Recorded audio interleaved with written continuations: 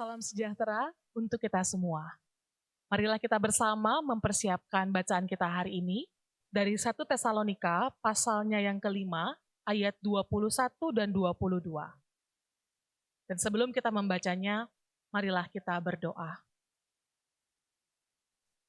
Ya Allah, pada saat ini kami datang kepadamu, kami hendak mengarahkan seluruh hidup kami untuk terarah kepada Tuhan.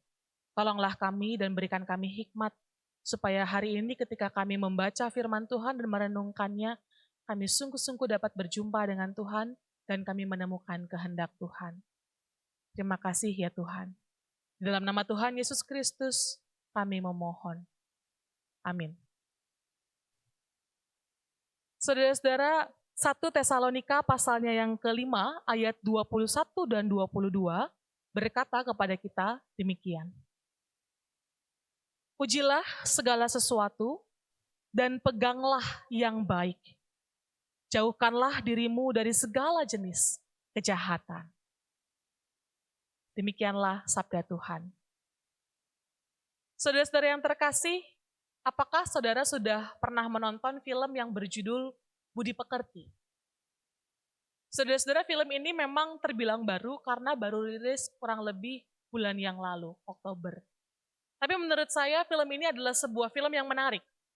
Karena di dalamnya bercerita tentang seorang guru BK yang bernama Bu Prani. Dan Bu Prani ini tiba-tiba suatu hari menjadi viral di media sosial. Kenapa? Karena apa yang dia sampaikan ini disalahpahami oleh orang lain. Nah, ketika ia viral di media sosial, orang kemudian mulai jari-jarinya itu mengetik gitu ya. Banyak komentar-komentar negatif, bahkan banyak yang mengecam, mengancam Bu Prani. Nah, saudara-saudara, yang menarik adalah di dalam film ini ada satu quotes yang saya ingat sampai sekarang. Kurang lebih kata-katanya mengatakan demikian. Zaman sekarang, kebenaran itu bukan perkara fakta, tapi perkara siapa yang paling banyak bicara. Nah, kalau kita lihat dalam kehidupan kita, bukankah quotes ini ada benarnya? Kenapa? Karena seringkali kita jauh lebih percaya pada apa yang viral, banyak likes-nya, atau banyak di-forward oleh orang lain. Mulai dari yang paling muda sampai yang paling tua, kita punya pola yang sama. Begitu ada berita masuk, kita gampang percaya. Apalagi kalau berita itu masuk dari orang-orang yang kita percaya. Buat yang muda juga nggak beda. Apa yang viral, apa yang banyak ditrendingkan, kemudian langsung kita anggap sebagai sebuah kebenaran. Padahal, coba kita lihat, apakah selalu demikian? Nah, saudara-saudara, menarik, hari ini di dalam suratnya kepada jemaat di Tesalonika, Rasul Paulus menyampaikan sebuah nasihat. Dia mengatakan, pujilah segala sesuatu dan peganglah yang baik. Saudara-saudara, pada waktu itu memang jemaat di Tesalonika sedang menghadapi sebuah persoalan. Karena mereka menghadapi ada banyak sekali pengajar, dan tidak semua pengajar itu menyampaikan apa yang sesuai dengan firman Tuhan. Karena itu Rasul Paulus menyampaikan kepada mereka, pujilah segala sesuatu. Paulus tahu, ia tidak bisa selamanya menghentikan para pengajar-pengajar palsu itu untuk mengajarkan apa yang tidak sesuai. Tetapi minimal ia bisa mengajarkan jemaat di Tesalonika untuk menjadi sebuah jemaat yang dewasa. Jemaat yang tidak mudah untuk menerima segala sesuatu, tetapi jemaat yang punya daya kritis. Jemaat diajak untuk memeriksa kembali apakah yang mereka dengar selama ini sesuai dengan firman Tuhan atau tidak.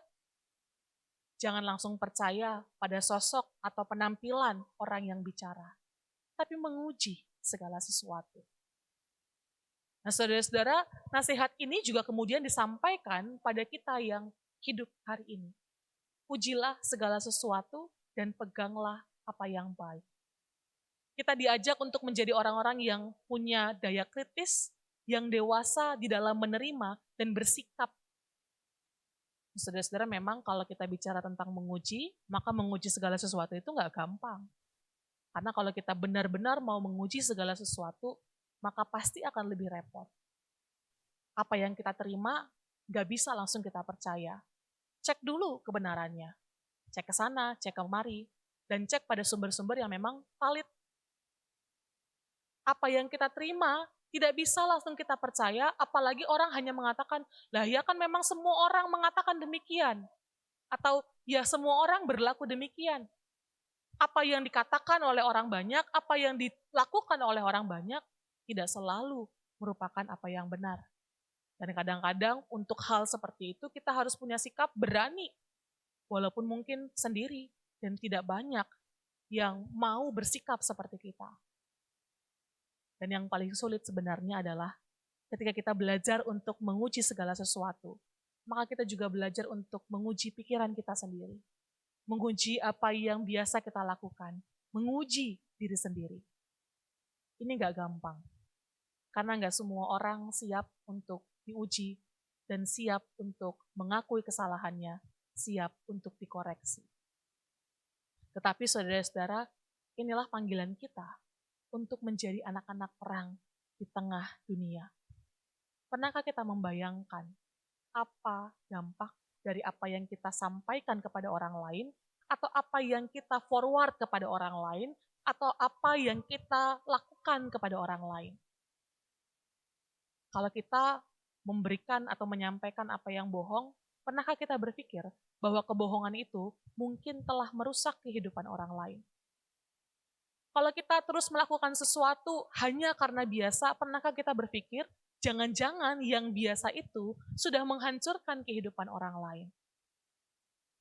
Kita diajak untuk menjadi anak-anak perang. Anak-anak yang merawat kehidupan, anak-anak yang menumbuhkan benih-benih kasih, dan bukan penghancuran. Karena itu, meski tidak mudah, mari kita bersama-sama belajar untuk melakukan tugas dan panggilan kita ini. Dalam rangka mempersiapkan diri kita untuk menanti kedatangan Tuhan, seperti jemaat di Tesalonika.